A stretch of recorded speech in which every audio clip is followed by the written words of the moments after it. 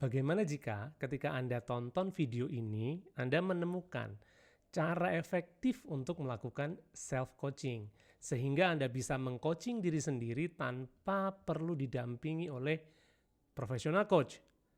Mau tahu caranya? Tonton sekarang juga sampai habis.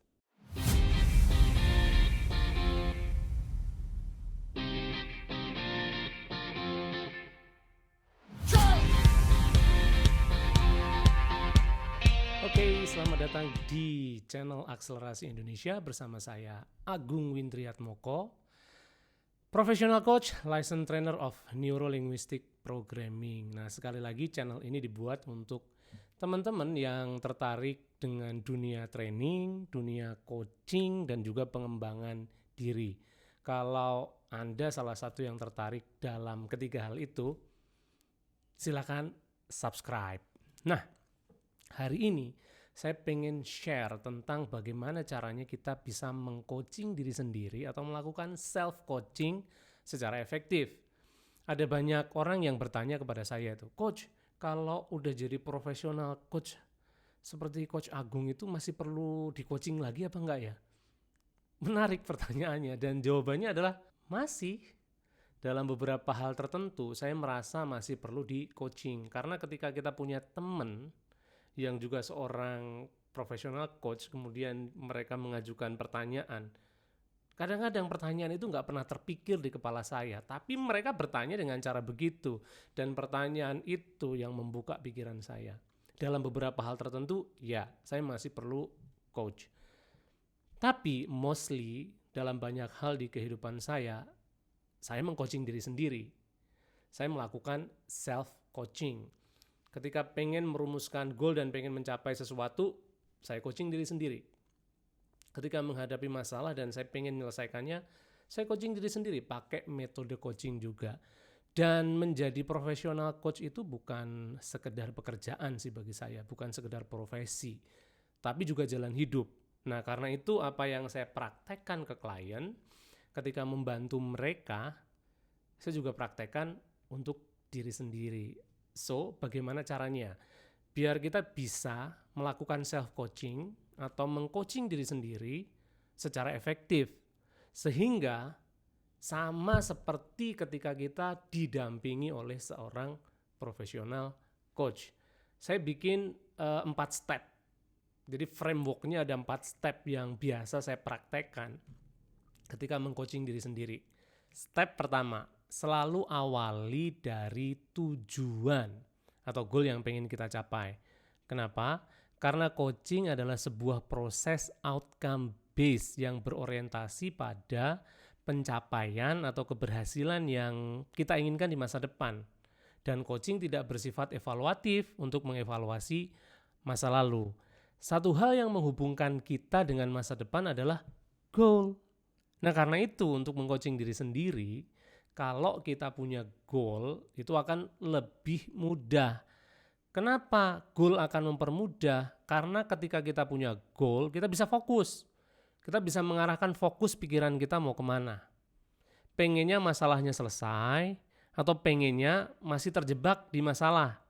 Nah, karena itu ketika kita memikirkan goal, terutama ketika menghadapi masalah, maka 2 hal yang perlu kita perhatikan. Pertama, tujuan atau goal itu harus berorientasi masa depan, bukan masa lalu. Dan yang kedua, tujuan atau goal itu harus bermanfaat. Contoh sederhananya adalah ketika kita putus cinta atau patah hati. Ketika menghadapi situasi seperti itu, bisa saja teman-teman mikir, outcome-nya apa? Outcome-nya adalah saya nggak pengen ini terjadi. Oh, sudah telat karena peristiwanya sudah terjadi. Artinya kita pengen kembali ke masa lalu, sedangkan masa lalu tidak bisa kita kembalikan karena kita tidak bisa memutar waktu. Tapi kalau outcome atau tujuan yang kita pengen capai dalam menghadapi situasi itu adalah misalnya saya pengen bisa cepat move on orientasinya masa depan. Dan yang kedua harus bermanfaat. Kalau mikirin move on akan bermanfaat buat diri kita. Tapi ada orang lain yang ketika menghadapi situasi seperti itu, tujuan dia bukan untuk move on. Tujuan dia adalah Saya pengen dia mengalami sakitnya seperti yang saya rasakan. Terus manfaatnya apa? Nggak ada manfaatnya buat kita. Nah, dua hal itu penting kita pikirkan ketika ada di tahap tujuan.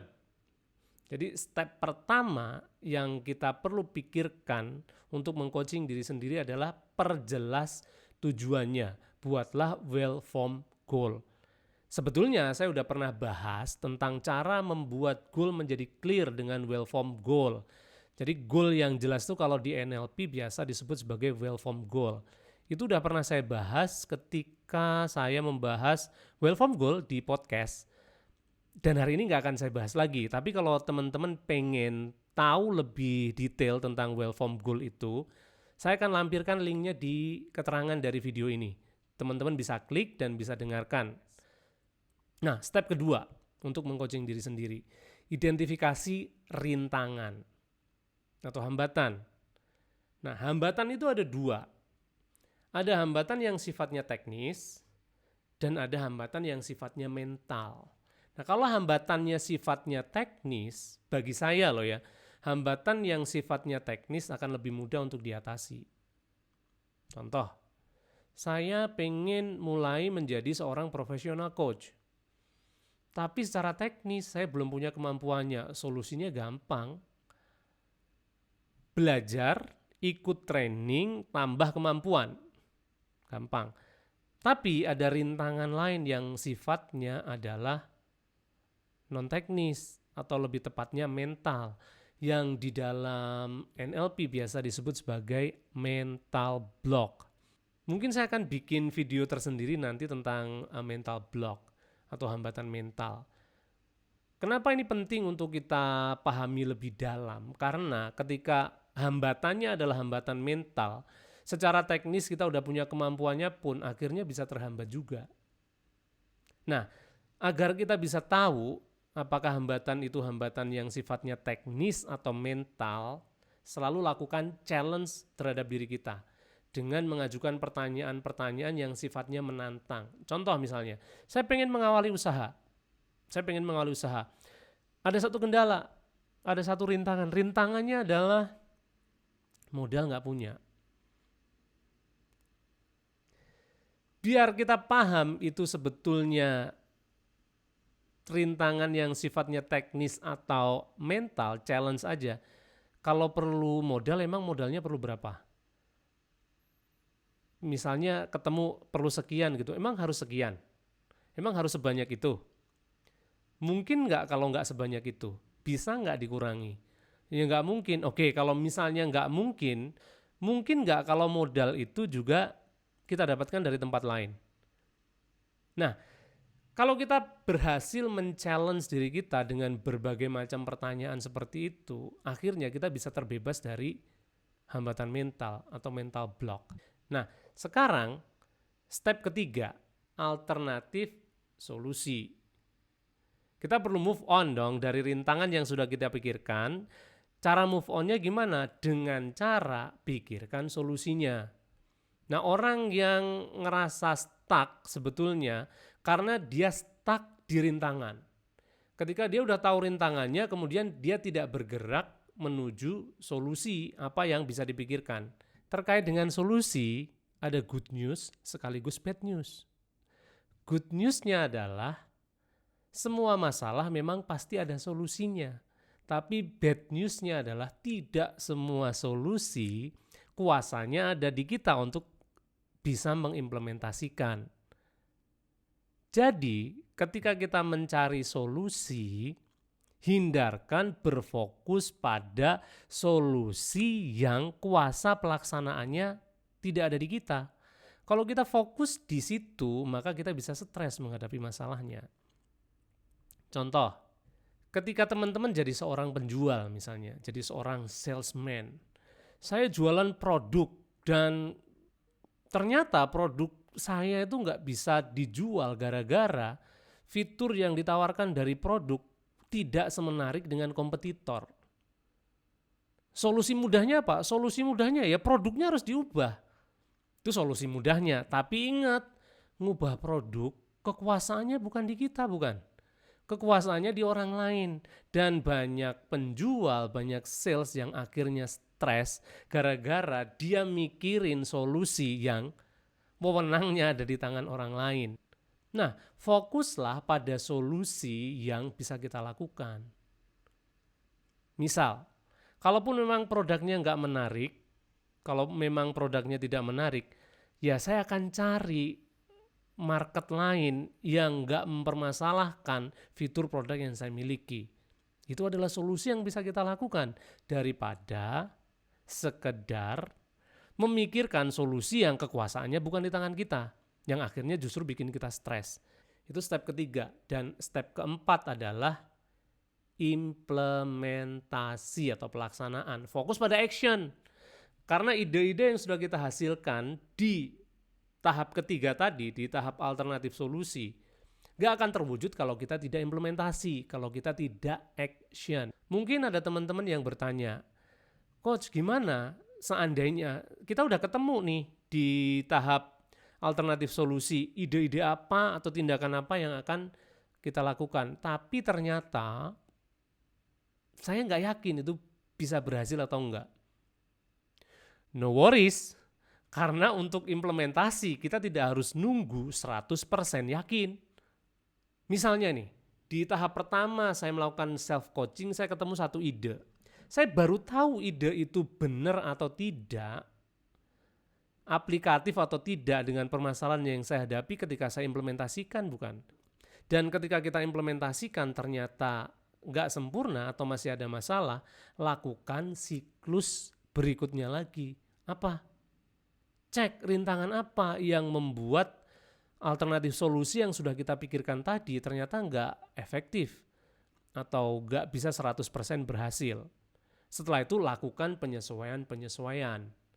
Nah, dengan cara seperti itu kita bisa tumbuh dan kita bisa improve secara bertahap. Dan memang sebetulnya manusia seperti itu sih, nggak ada yang langsung sempurna. Segala sesuatu selalu berproses.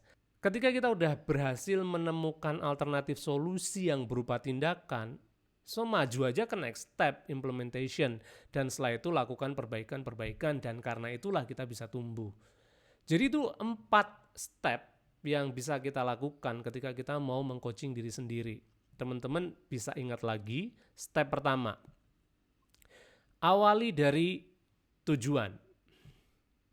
Step kedua, identifikasi rintangan. Ingat, rintangan ada rintangan yang sifatnya teknis dan ada rintangan yang sifatnya mental atau yang biasa disebut sebagai mental block. Yang ketiga, pikirkan, kerahkan energi untuk menemukan alternatif solusi.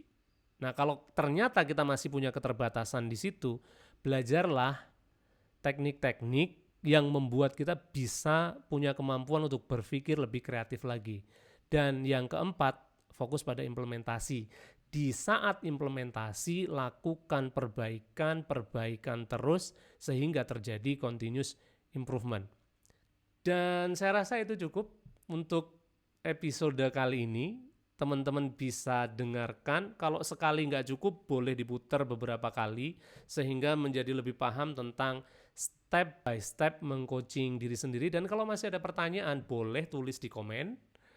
Kalau ada hal lain yang ditanyakan atau perlu sesuatu boleh juga tulis di komen sehingga saya nanti bisa buatkan juga videonya. Oke, thank you atas perhatian teman-teman dan jangan lupa untuk subscribe dan pencet loncengnya agar kita selalu update dengan apa yang saya buat di episode-episode berikutnya. Sampai jumpa.